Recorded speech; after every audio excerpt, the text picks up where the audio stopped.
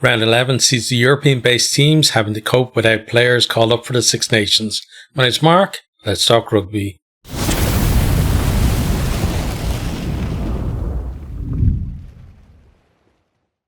Okay, so before we get into the URC stuff, just, reading some general rugby news today. First, we got Bundee Aki out of the Ireland squad due to a disciplinary issue. Apparently, it's to do with his behaviour towards the referee in Connacht's loss to Leinster last weekend.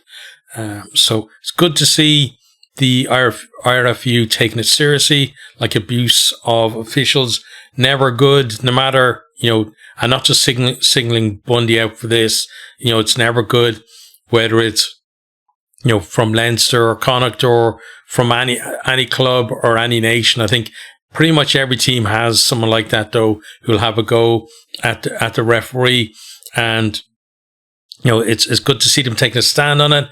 I think they could take a bit more of a stand because there's a few mouths in Irish rugby at the minute, at all of the provinces, I think, including my own team, Leinster. So, at least, hopefully this is the start of something better for Irish rugby in terms of respect for the officials, because we always preach it, but we don't always, we don't always practice it. Because of that, Jude Postlethwaite has been called into the Ireland squad for the Six Nations. Personally, I would say that that's actually a bonus for Ireland, because I think Bundee Aki, I said it when we reviewed the initial squad, that I thought Bundee was in there because of what he'd done in the past, that he'd credit in the bank, but that there wasn't, I don't think on form, there wasn't a reason for him to be in the squad. But obviously, if you performed in the past, you're going to have that little bit of leeway. But I think Postlethwaite being in there is good. And I think, I don't know how much game time we'll see, but at least he's in there. The next thing then, more Irish news. Keenan apparently fractured his thumb in training, so he's not going to be available. Like, he's left the squad. So, it's going to be interesting to see who gets picked up full back. But I thought, again, we mentioned it, that I think that he wasn't going to be playing, I don't think, against France. And it felt like one of those things like Furlong there previously, where they'd say, oh yeah, he was in training this week and he's definitely up and available for selection, and then he wouldn't be anywhere near the match day 23 week on week through the tournament. So, whether he would have seen any game time, I'm not too sure of. And the fact that he was training doesn't necessarily tell you that he was actually fit to play. So, be interesting to see who gets the nod at fullback and whether that changes through the tournament. And then the final one, really sad news. Uni Antonio, French prop, has announced his retirement with immediate effect from rugby due to a heart issue. Obviously something very serious, and wish him and his family all the best. Like, the only, I guess, positive spin you can put on it is at least it was, caught before something really bad happened, because we've seen that with, not too much in rugby, but certainly in other sports where, undiagnosed conditions like this, and, something happens on the field and it's not good for the player. So, sad to see him retire. He was a fantastic player, but at least he's looking after his health now, and hopefully, he will be properly looked after as well, in his retirement. Okay, so those are the other rugby news. Let's get back to URC stuff. So, as usual, we're going to go down through the games that are on this weekend. I'm sure, a lot of people are probably just kind of looking ahead towards the Six Nations. We'll be doing that, probably over the weekend, or maybe Monday we'll switch focus. But for now, we covered all the URC stuff as much as we can, so we're definitely going to cover this as well. So I'm going to start with the Friday night games. The first is Benetton versus Scarlets. This is 7:45 kickoff at the Stadio Monego. And yeah, you look at this and you think Benetton definitely going to have more players in the national squad, away than Scarlets do. And that's, I think going to, make it a closer contest than maybe it would have been otherwise with both teams, having full pick of their squads. But at the same time, Scarlets have been on, given at least the start of the season, they've been on a decent run recently. Benetton have only won 2 over the last 7 games. Scarlets have won 3 of their last 7, and they've won 3 of their last 5. Benetton winning 2 of the last 4, and Benetton on a 2-game losing streak as well. So, maybe those players being missing, I think it certainly opens the door for Scarlets to potentially, go there and get a win as well. But if we look at their last 7, so Benetton lose heavily by 43 points to Edinburgh. Then they lost to Storms by 15. They lost to Ulster by 34. Then they beat Zebre back-to-back, so by 6 points. And then 14 points. Then they lost to Edinburgh by a point. And they lost to Cardiff by 9 points last week.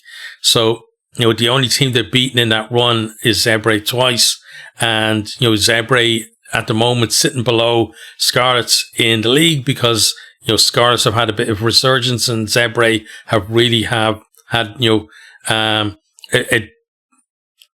loss of form after a good start to the season, really. Scarlets then, their last 7, so they lost the Lions by 11, then the Sharks by 10, then they beat Glasgow by 23, followed up with a win against Cardiff by 4, then they lose against Ospreys by 7, the Dragons by 23, Dragons another team, on the up recently, and then they beat Ulster by 5 points. So that win against Ulster, pretty special there really by the Scarlets. Like the try at the end by me was absolutely fantastic. Like brilliant pass out to him from Costello, and then he just had bags of pace go between 2 defenders and like gas both of them and go over to score. So obviously they're going to be missing the likes of Costello as well away with Wales, but you feel like there's a feel-good factor in that squad at the minute compared to the dire start that they had to the season. Benetton, you feel like they've got to find something from somewhere to get some kind of result on the board that isn't beating their their local rivals. So this is honestly a difficult one to call, and we've had a few it seems like we've had more draws so far this season than we normally see in the URC. So a draw certainly isn't beyond the realms of possibility in this one. And we're talking about 10th versus 15th. So Scarlets can't leapfrog Benetton by winning, but they certainly could, close the gap. If they got a 5-point win, Benetton picked up nothing, they'd be 1 point behind them at that point. But I'm thinking home advantage, it might just be enough for Benetton to pull out the win. I said before, I don't like predicting draws, so I'm not going to predict one here either. And I'm going to say just about edge to Benetton, but Scarlets will get something out of the game. Okay, so the other Friday night game then we have is Glasgow Warriors versus Munster, also at 7:45, because the URC loves, scheduling games that clash against each other. And this one is at Scotstoun Stadium. And again, both teams going to be their players in their national squads for the Six Nations, but Glasgow obviously will be missing a lot more players than Munster will have in the Ireland squad, especially, given Munster's kind of dip in form recently, and Glasgow, for me, right now, the form team in the URC as well. So it's a big ask, I think, for Munster. Even, Glasgow stripped of all those players, that have gone into Gregor Townsend's Six Nations squad for Scotland, but I still think that Glasgow definitely should be the favourites. And we look at the form of the two teams. Like Glasgow won 6 of the last 7, Munster have won 4 of the last 7, and just about got over the line last week as well. So if you look at Glasgow, they beat Ospreys by 25, they beat the Bulls by 9. Then a real aberration, that 23-0 loss against the Scarlets in there. Bounced back though, beat Edinburgh back-to-back, 12 points, and then 18 points. Then they beat Zebre by 37, and they beat Zebre again by 5 points last week. Zebre, brilliant performance from them, honestly, in that one, and certainly the closest they've ever come to beating Glasgow. Munster then, in their run, they beat Leinster by 17. That definitely was the peak of their season so far, and they've been, on a steady downward spiral since then, really. Beat Connacht by 2 points after that, lose to the Stormers by 6, then they beat Ospreys by 16, lose to Leinster by 5, they lost to Ulster by 25, and then they beat the Dragons by 2 points, but only just about got over the line, and that Dragons ran them really close there.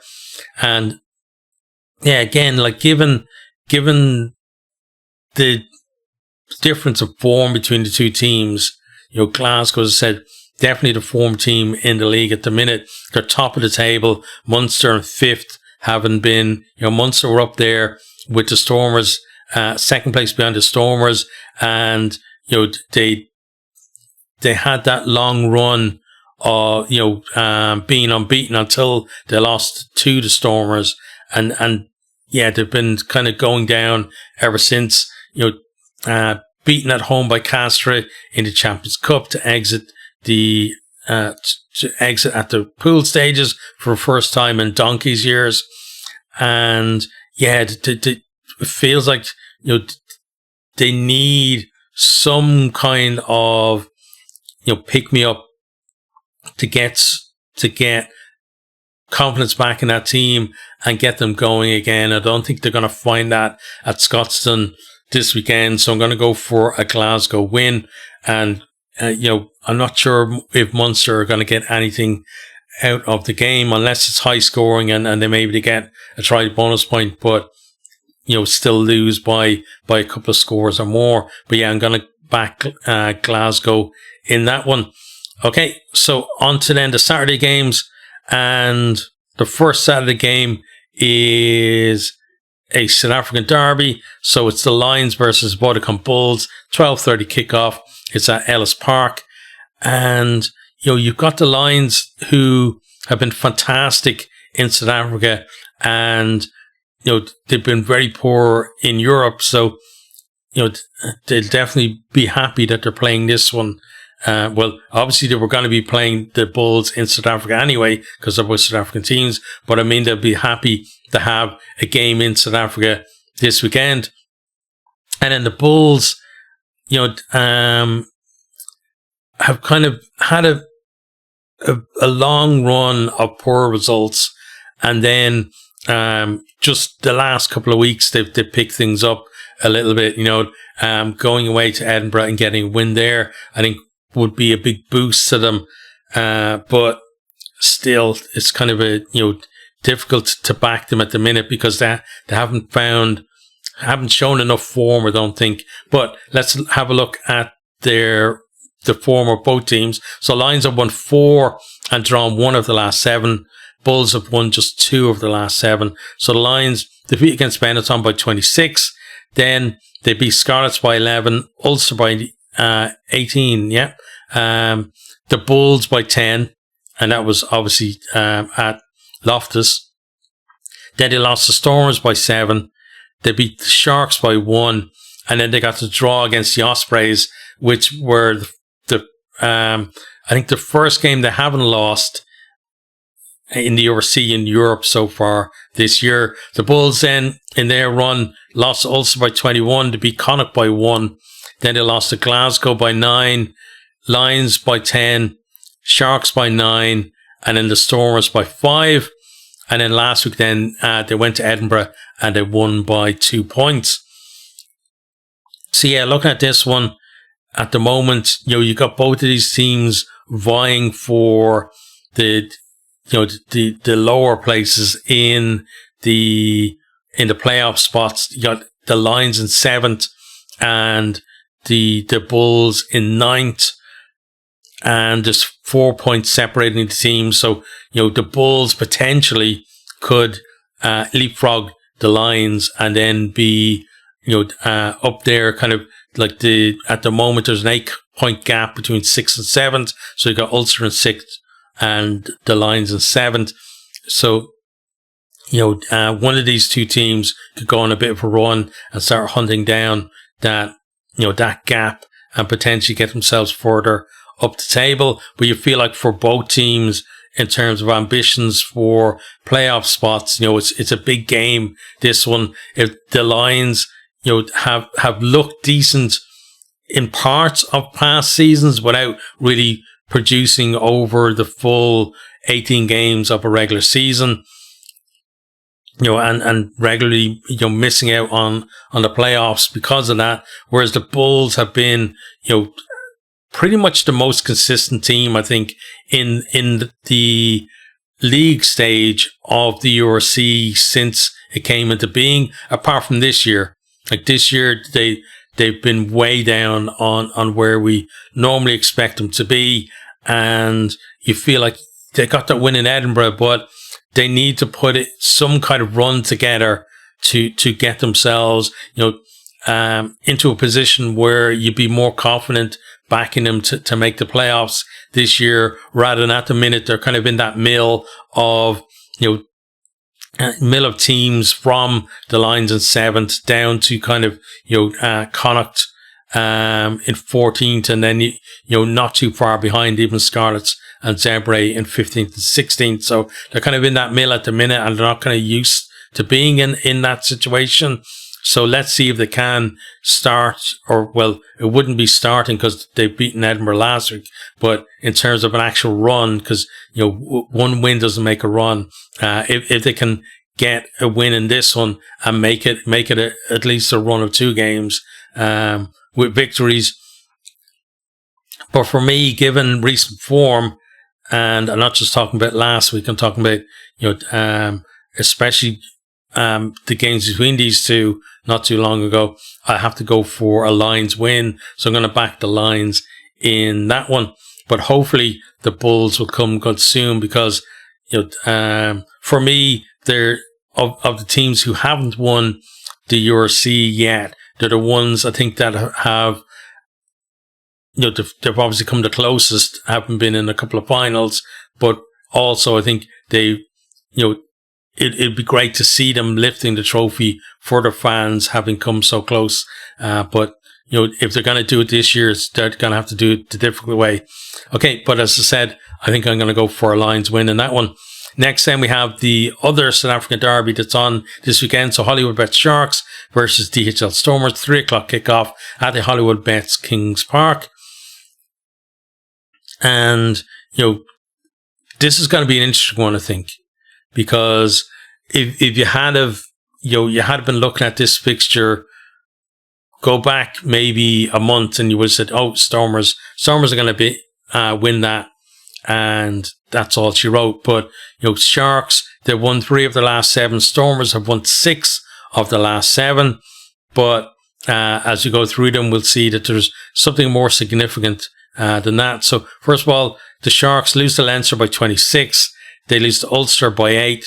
Then they beat the Scarlets by 10. Lose to Connacht by 27. They beat the Bulls by 9. Then they lost to the Lions by a point. And then last week, they beat the Stormers at DHL Stadium by 11 points. So, this is the return fixture with the Sharks at home. The Stormers, by contrast, beat the Scarlets by 34, then Zebre by 18, the Benetton by 15, Munster by 6, the Lions by 7, the Bulls by 5, and then that loss against the Sharks last week by 11. And that was I almost said it was a bit of a shock, but I'm not going to say I predicted it, because I don't think I did. I think I said that last week. I said that the Stormers would win, but I did say that I felt like a loss was coming for the Stormers just because of that defeat that they had in the Champions Cup, where they sent a very weakened team up to play Harlequins and got absolutely destroyed in the game. And it's one of those things where that undefeated bubble bursts, then and if that's in one competition, then the unbeaten run generally ends pretty soon afterwards in the other competition, and that's what happened to them. I genuinely thought that it was going to be this game would have been the first defeat of the season, rather than last week. I thought they would have gotten over the line last week, but then that the Sharks would have been able to then kind of turn the tables this week. Now it's the case, can the Stormers, because it was obviously the Sharks won last week, can the Stormers turn the table? Can they get themselves back, into that form? Or are we going to see like a team that, won 8 games on the trot from the start of the season with no defeats and no draws in this competition, sitting there at the top of the table, potentially, they could drop down to 4th place. Well, given it could even be 6th place, depending on how the Ulster game goes. But I think it's realistic, at least, that they could find themselves down in 3rd or 4th place. If they lose this, so a lot riding on this for them. Obviously, there's no consideration for any of the South African teams in terms of Six Nations. At least for now. In a couple of years' time, you might see South Africa in an expanded Six Nations, but I'm not too sure about that. But it'd certainly be interesting to see. But right now, they don't have to worry about that. They've got all of their players available to them. And I think it's going to be a humdinger of a game. You would say, looking at it, first of all, Sharks, they won away at the DSL Stadium last week against the same opposition, and therefore, with home advantage, they should be able to repeat that. But the Sharks this year, and most years have not been consistent in this competition. And that kind of makes me lean towards actually a Stormers win in this one. And I don't know whether, I just have a feeling the Stormers are going to win just because the Sharks kind of find it hard to produce 2 good performances back to back in this competition. And you look at that, the last 6 games is loss, win, loss, win, loss, win. So, if the pattern repeats, then you would expect a loss in this one. And you're talking about 2nd place in the table versus 11th place in the table. And, the Stormers almost have double the amount of points to the Sharks, 36th place, 19. So, just another difficult one to call. I think it's going to be a close game. And, the Sharks really kind of pulled away towards the end last week. And it's going to be, can they produce that same form 2 weeks on the bounce? I'm not sure about that. And again, I don't want to predict draws. So I'm going to go for, actually, I don't know what I'm going to go for, because one part of my brain is saying yes, Sharks, and the other part is saying no, Stormers. But I'm going to predict a Stormers win. Get off that fence. Let's predict a Stormers win in that one. Okay. Next then we have Zebre versus Connacht on at the same time. 3 o'clock kickoff at the Stadio Sergio Lanfranchi. And, Zebre will definitely have players away with Italy. Connacht will have a few players away with Ireland and the Ireland 15 squad as well. That's playing England A. So in this one, I think in terms of the recent performances, I would say that, Zebre have been performing better than Connacht recently, but neither team has been playing all that well. And potentially, the loser of this could find themselves bottom of the league by the end of the round. Obviously, depending on what happens with the Scarlets.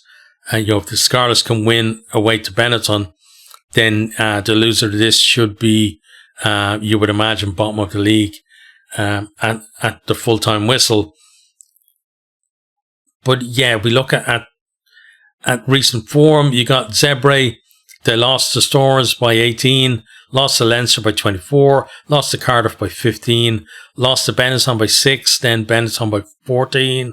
They lost to Glasgow by 37, and then they lost to Glasgow by 5, which has been easily their best performance in that run, I think. But 7 losses in that run. Then Connacht, they've only won 1 of their last 7, so they lost to Bulls by 1, lost to Munster by 2. They beat the Hollywoodbets Sharks by 27, lost to Dragons by 20, lost to Ulster by 5, lost to Leinster by 35, and lost to Leinster by 11. So a lot more, closer games for Connacht compared to Zebre. And, it feels like one of those games that potentially home advantage could sway it. But I've just got a feeling about Connacht this week that they're going to produce something. It's still not going to be the consistency that Stuart Lancaster would like in terms of hitting a higher standard of performance week on week. But I think this one, there will be an uplift for them. So I'm going to go for a Connacht win in that one. On to the next one then, we have Leinster versus Edinburgh. This is a 5:30 kickoff at the Aviva Stadium. And obviously, again, both teams going to be without players in their national squads. Leinster, obviously a lot of players missing, but they've got plenty of quality behind there. And you can definitely see that in terms of when you look at, the players that were missing from the national squad, Leinster players that were injured, and the fact that then, Leinster's second or third choice in certain positions were still making it into the squad. So there's definitely plenty of depth there. Edinburgh, might struggle a little bit more, I think, without their players that are away with Scotland. But let's have a look at the form. So Leinster, I'd say along with Glasgow, but I still think Glasgow have that little bit of edge over them in terms of the form team in the division. But yeah, Leinster have been on a really good run recently.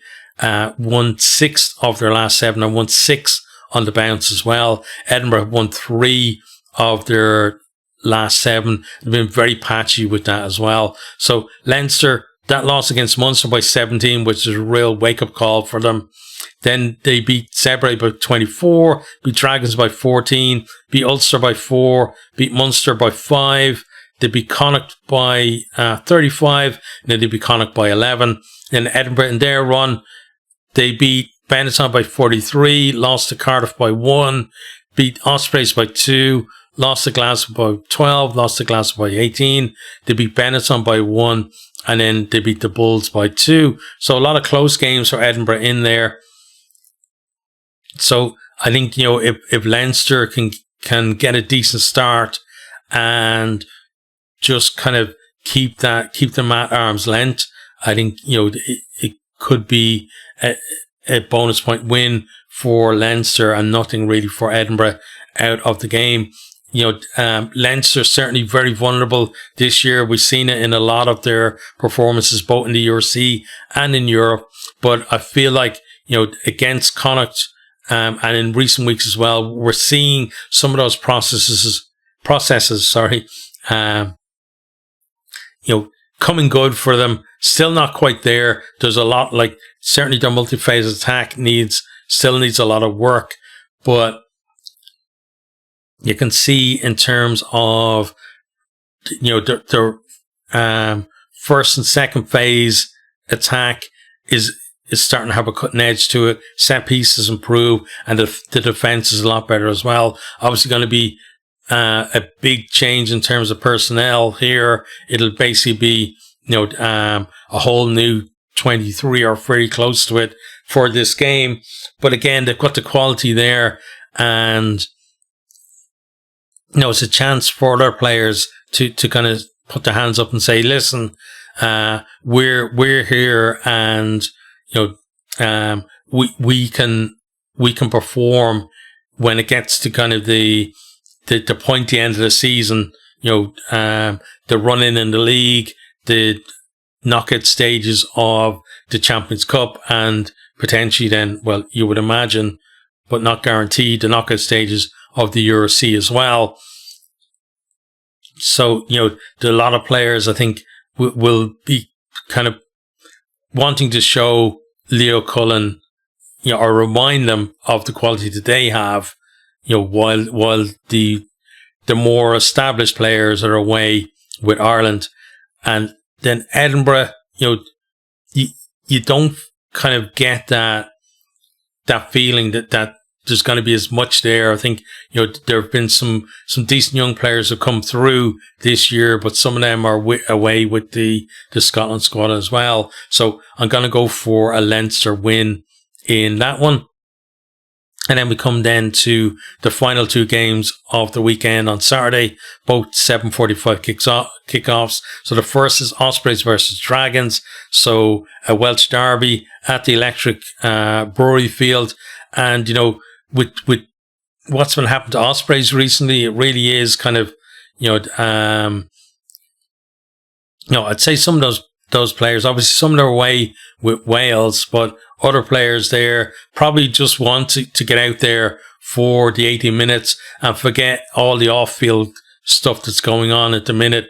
The WRU being as brilliant as they have been in recent seasons, messing up kind of the announcement about, what's going to happen with them and the preferred, the fact that, the company that owns them are the preferred bidder for Cardiff, etc.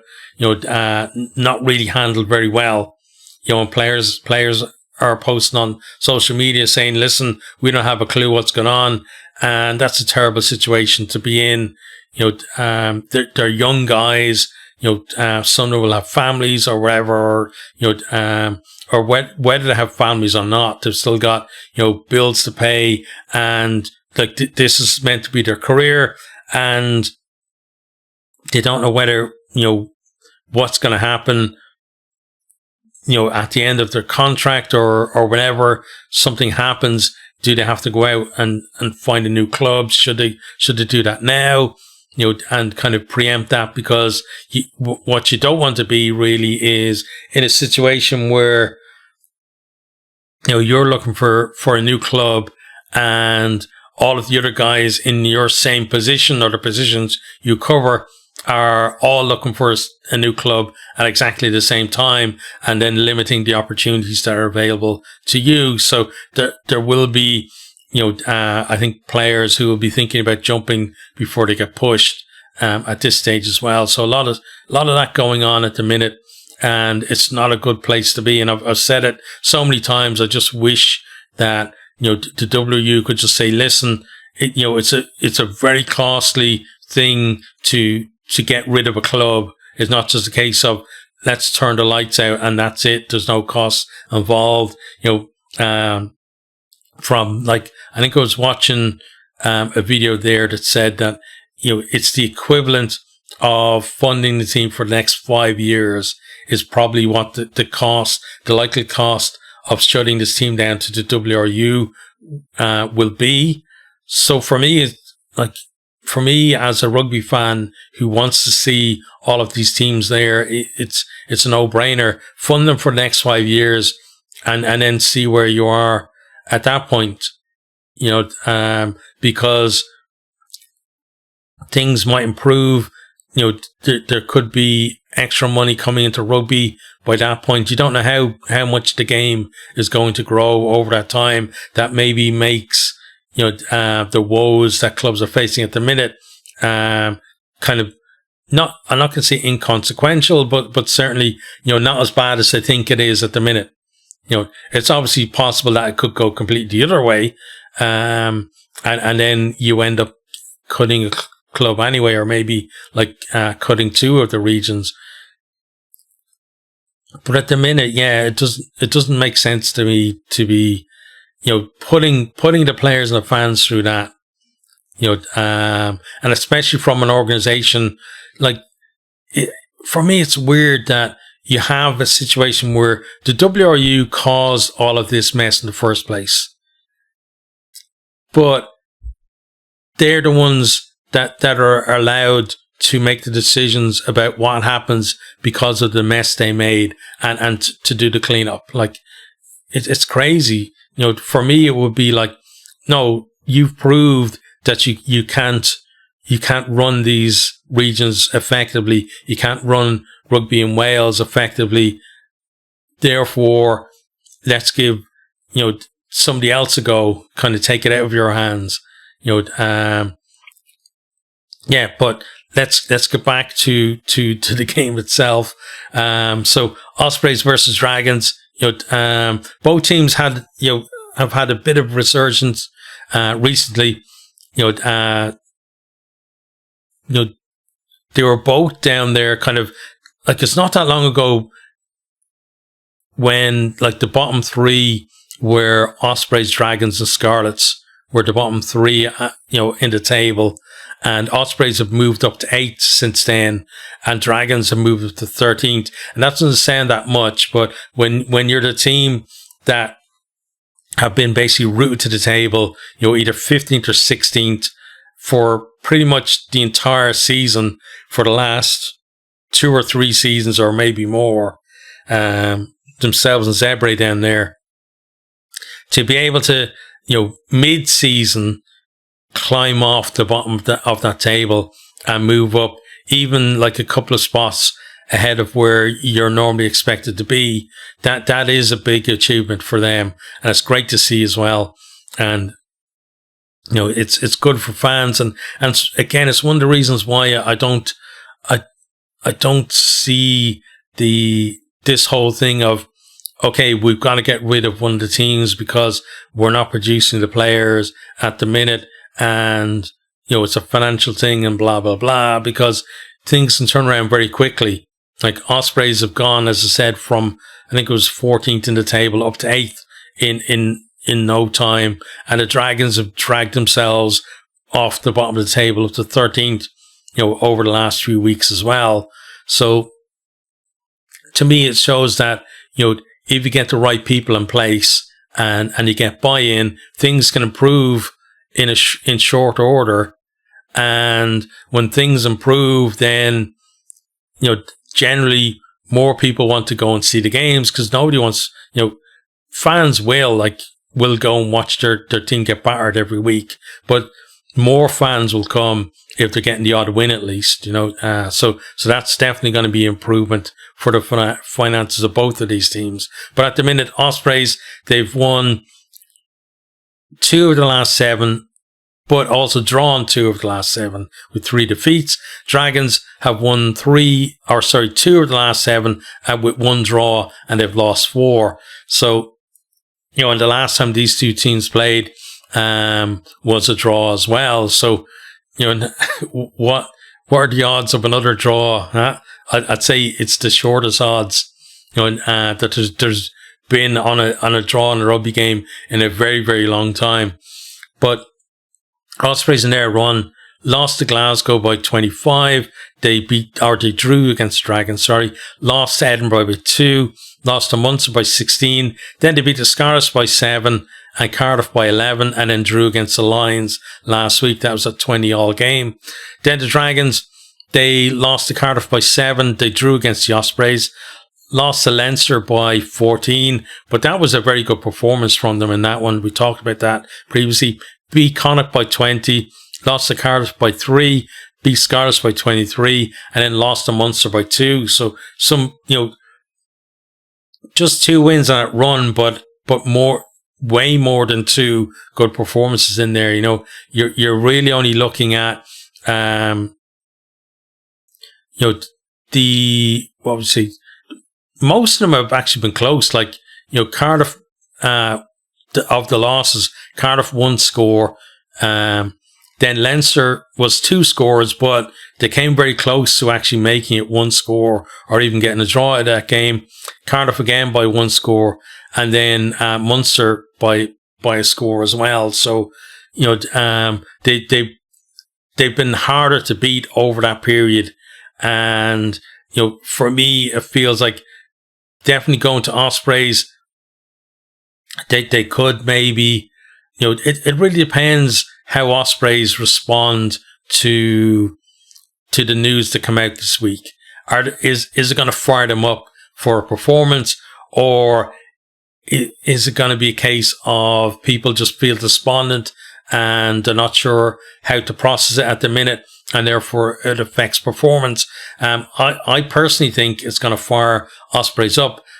But again, Dragons difficult to beat recently, so I'm going to go for an Ospreys win, but the Dragons to get something out of the game. Okay, and then we come to the final game of the weekend, and that is Ulster versus Cardiff, 7:45 kickoff at the Affidea Stadium,